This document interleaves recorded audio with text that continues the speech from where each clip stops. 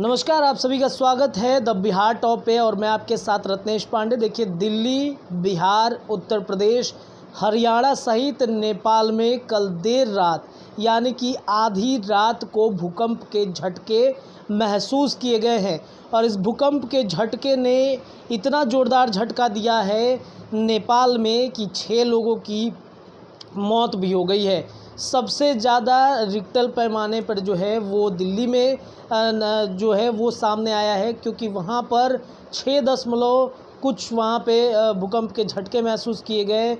देर रात दिल्ली में काफ़ी लोग जो थे वो घर से बाहर निकल कर चले आए थे, सड़कों पे चले आए, क्योंकि जो भूकंप के झटके थे वो लगभग 10 सेकंड से भी ज़्यादा का भूकंप का झटका था, जिससे लोगों में दहशत फैला और लोग अपने अपने घरों से निकलकर बाहर चले आए। और कई लोगों ने अपने जो चीज़ें उन्होंने महसूस की है उसका वीडियो जो है वो सोशल मीडिया पर #अर्थक्वेक लिख करके उन्होंने शेयर किया है। लेकिन आपको बता दें कि जिस तरीके से भूकंप के झटके दिल्ली में, बिहार की राजधानी पटना सहित गोपालगंज, भागलपुर, समस्तीपुर, इन तमाम ज़िलों में महसूस किए गए हैं, उत्तर प्रदेश के भी कुछ ज़िलों में इस तरीके के झटके महसूस किए गए हैं, हरियाणा में भी महसूस किए गए हैं भूकंप के झटके। देर रात लोग सो रहे थे, इसी दरमियान भूकंप के तेज़ झटकों से उनकी नींद खुली और सभी लोग घर से बाहर निकल कर चले आए। दिल्ली में स्थिति ये थी कि लोग इतने ज़्यादा डर गए थे कि वो कई घंटों तक घर के अंदर नहीं गए थे और लोगों ने बाहर पूरा रात जो है वो बाहर ही खड़े होकर के गुजारा है। तो ये एक बड़ी घटना जो है वो कल देर रात घटी है। दिल्ली एनसीआर सहित दिल्ली के कई हिस्से में जो है वो भूकंप के झटके महसूस किए गए हैं। बिहार की राजधानी पटना में भी कई लोग आधी रात को जब गहरी नींद में सो रहे थे तब उसी वक्त झटका आया और लोग तुरंत घर से बाहर निकलने लगे। लोगों को लगा कि कोई बेड को धक्का दे रहा है, तभी वो जब देखते हैं तो उनका पंखा हिलने लगता है, पानी की बोतलें जो हैं वो हिलने लगती हैं।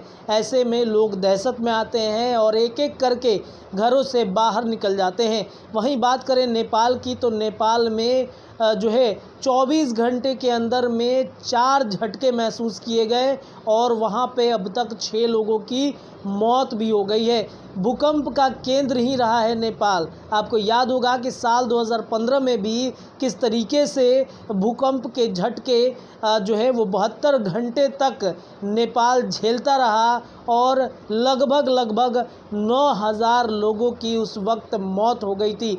चूँकि उस समय जो झटका आया था वो रिक्टर पैमाने पर उस वक्त 9 दशमलव कुछ जो है वो महसूस किया गया, जिससे काफ़ी क्षति हुई थी नेपाल में।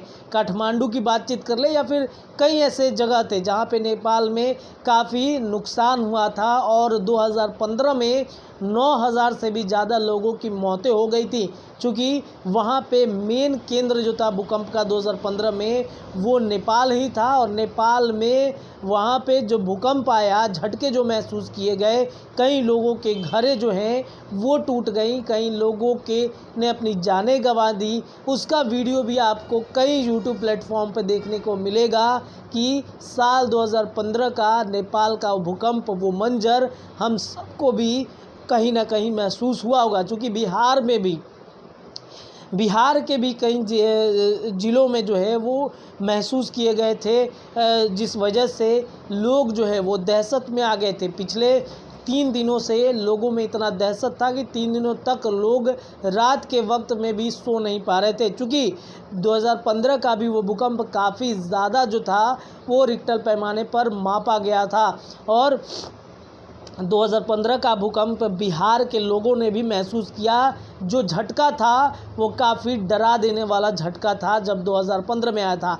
फिर लगातार 2015 के बाद से कई बार भूकंप के झटके जो हैं वो महसूस किए जा रहे हैं। यानी कि जिस तरीके से प्रकृति से छेड़छाड़ हो रही है, जिस तरीके से प्रकृति ने अपना रौद्र रूप दिखाना शुरू कर दिया है, ये भविष्य के लिए चिंता का विषय बनता जा रहा है कि आए दिन भूकंप के झटके देश के कई हिस्सों में महसूस किए जा रहे हैं। और कल का जो भूकंप आया है, इससे लोगों में कहीं ना कहीं दहशत कायम ज़रूर हो गया है। क्योंकि बिहार, उत्तर प्रदेश, हरियाणा, उत्तर प्रदेश की लखनऊ की बातचीत करें, दिल्ली एनसीआर की बातचीत करें, मिज़ोरम की बातचीत करें, वहीं नेपाल की बातचीत करें, तो जो मंज़र था रात के वक्त का, वो काफ़ी दहशत वाला मंज़र जो देखने को मिला था।